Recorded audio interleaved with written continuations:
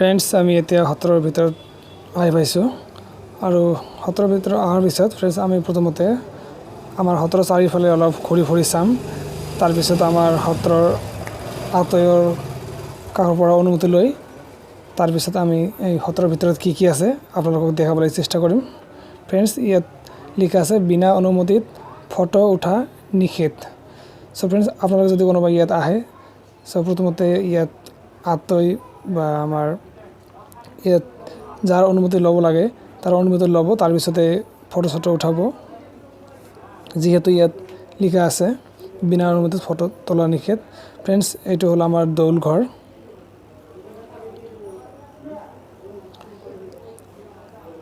এইটো আমাৰ দৌল ঘৰ হয়।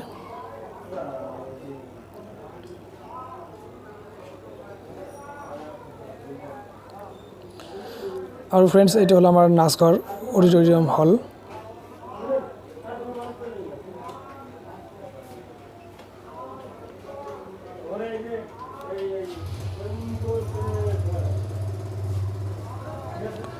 ফ্ৰেণ্ডছ এতিয়া আমি সত্ৰৰ চাৰিওফালে ঘূৰি আছোঁ।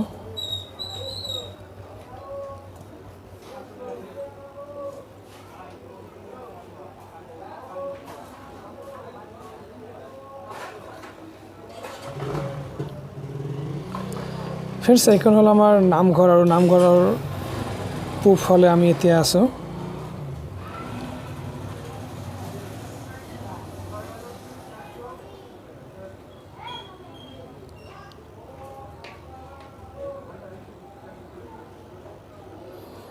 ফ্ৰেণ্ডছ এইফালে এখন গেট আছে নামঘৰৰ পূবফালে, এইফালেও আপোনালোকে সোমাব পাৰে, এইফালে দিও।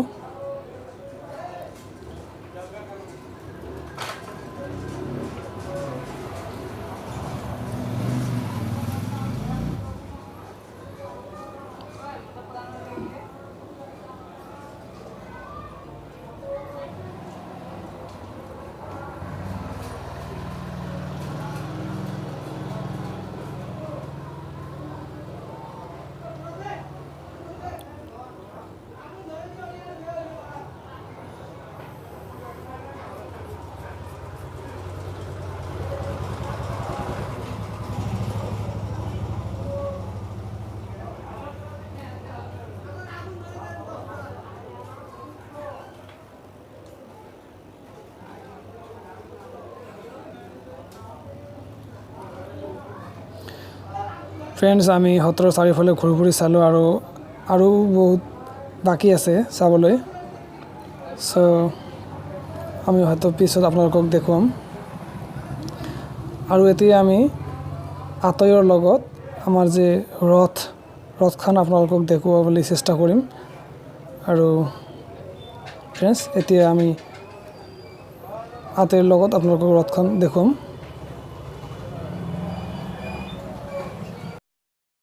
সত্ৰৰ ভিতৰত প্ৰৱেশ কৰাৰ পিছত আমাৰ আতয়ে দেখাব কি কি বস্তু আছে সত্ৰ ধামত। সেইটো মই এইপিনে আতয়ৰ ওচৰত গৈ আছোঁ। এইখন ৰথ আমাৰ চিলাৰাই দিয়া ৰথ আছে আৰু গুৰু ঘৰ আছে ইয়াত। গুৰু ঘৰো চাব পাৰিব। গুৰু ঘৰ যেতিয়া যাম তেতিয়া চাম। এই ৰথখনৰ বিষয়ে অলপ কওকচোন। এইখন ৰথখনৰ বিষয়ে মানে এইখন চিলাৰাই আমাৰ ৰজা দিয়া চিলাৰাই ৰজা আই ভুৱনেশ্বৰী যে বিয়া হৈছিল এইখন ৰথ দিছিলে ৰামৰাইকুটি সত্ৰত এইখনে। হ'ব, এতিয়া আমি ক'ত যাম? গুৰু ঘৰ আছে। এতিয়া আমি গুৰু ঘৰত যাম।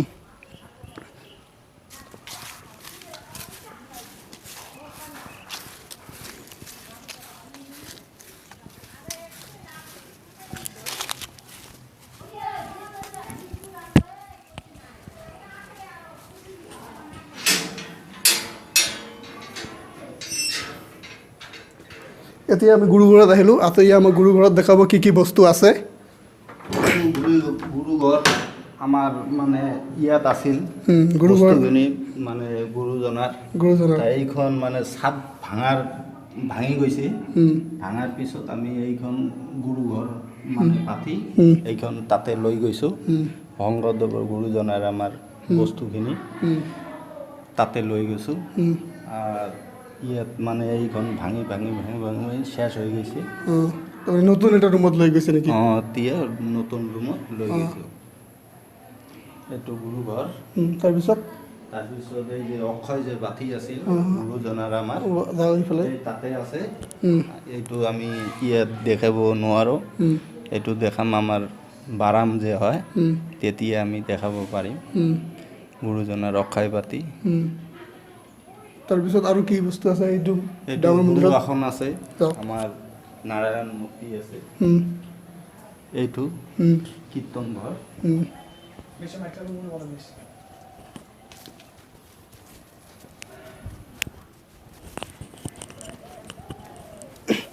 এতিয়া আমি কীৰ্তন ঘৰ এতিয়া কীৰ্তন ঘৰত গৈ আছোঁ আতৰি আমাক কীৰ্তন ঘৰত দেখুৱাই আছে এতিয়া আমি কীৰ্তন ঘৰত প্ৰৱেশ কৰিলোঁ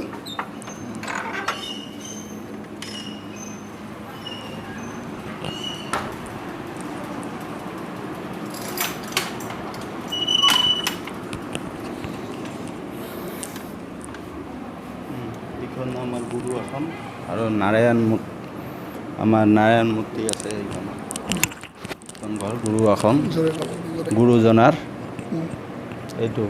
এইটোও মেৰামতি কৰিব লাগে এইটোও ভাঙি চিৰি গৈছে পুৰণা ঐতিহ্য মন্দিৰ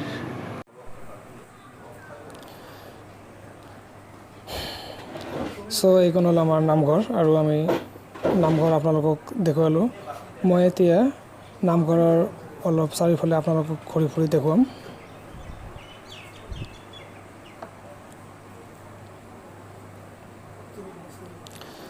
ইয়াত কিছুমান দৃশ্য আছে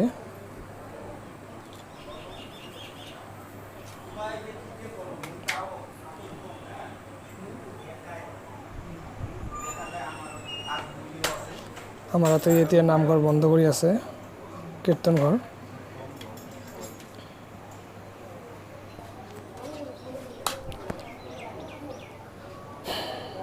এতিয়া মই নামঘৰৰ আমাৰ কীৰ্তন ঘৰত কিছুমান আৰ্ট কৰা আছে মই সেই আৰ্টবিলাক আপোনালোকক দেখুৱাই আছোঁ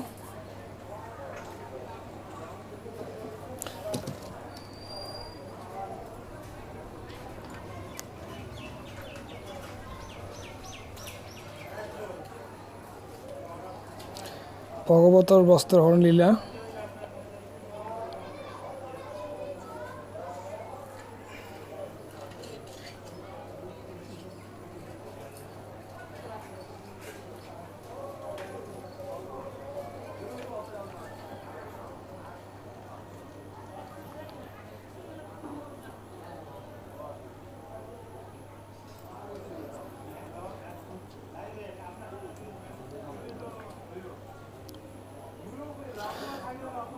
ফ্ৰেণ্ডছ আপোনালোকে চালে আমাৰ ৰথখন গুৰুঘৰ কীৰ্তন ঘৰ আৰু সত্ৰৰ চাৰিওফালে আপোনালোকক ঘূৰি ফুৰি মই দেখালোঁ আৰু এতিয়া ফ্ৰেণ্ডছ যে আমাৰ অক্ষয় বাতি আছে আৰু অক্ষয় বাতি এটা নিৰ্দিষ্ট সময়তে দেখুৱায় আমি আজি আপোনালোকৰ বাবে ৰিকুৱেষ্ট কৰিছোঁ যে আমাক যাতে দেখায় অক্ষয় বাতি আৰু এতিয়া আমি শেষত অক্ষয় বাতি আপোনালোকক দেখুৱাই ভিডিঅ' শেষ কৰিম 500 বছৰ আগতে আহি এইখন ঠাইতে বন্তি প্ৰজ্বলন কৰিছিলে অক্ষয় বন্তি তেতিয়াৰ পৰা আৰু জ্বলি আছে ভগতবৃন্দই ৰাখিছে ৰাইজে ৰাখিছে চট্টচালত এইখিনিয়ে আৰু